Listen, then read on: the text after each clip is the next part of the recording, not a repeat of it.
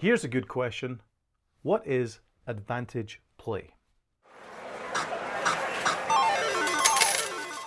If you were to ask someone in a casino, perhaps if you were to go to the security manager or the people that run the casino, they might tell you that advantage play is a form of cheating. They're wrong. It's called advantage play for a reason. It's a legitimate system, in my opinion, where you can look at a game, see a way that it can be played to move the advantage from the house to the player. A typical version of this, of course, would be card counting. You see the cards that are coming out, and if you process that information in a certain way, you may get an advantage against the house. It takes a lot of work, it takes a lot of practice, and the house can beat you by moving the cut card or shuffling the cards in a certain way or at certain times. So it's kind of a cat and mouse game with advantage play. The rules of the game should allow you to gain an advantage by taking extra steps. You can hide a computer in your back and use all that kind of thing, but of course laws have been introduced to stop that have actually called that cheating. Advantage play is about taking the time to attack a game in the smartest, most intelligent, but legal way possible. That's the way that I see advantage play.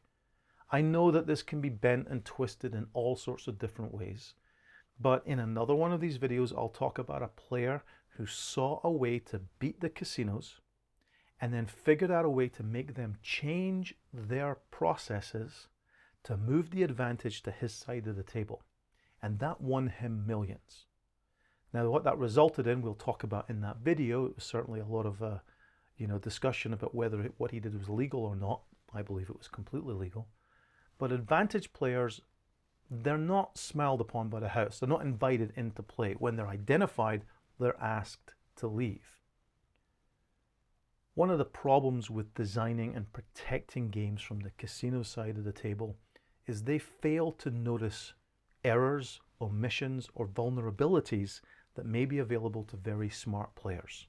So when they do identify an advantage player, they should really be looking at how they're beating the game and what signaled that there was a weakness in the first place.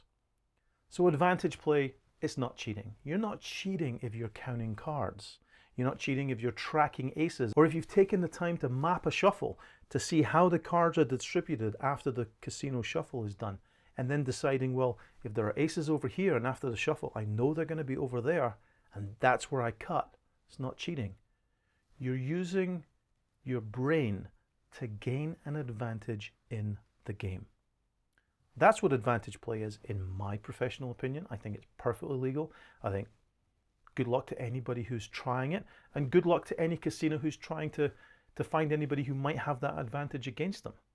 They certainly shouldn't be beating them up and throwing them down the stairs, which has happened in the past.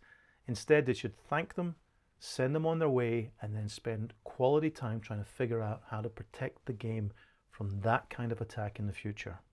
It's not cheating.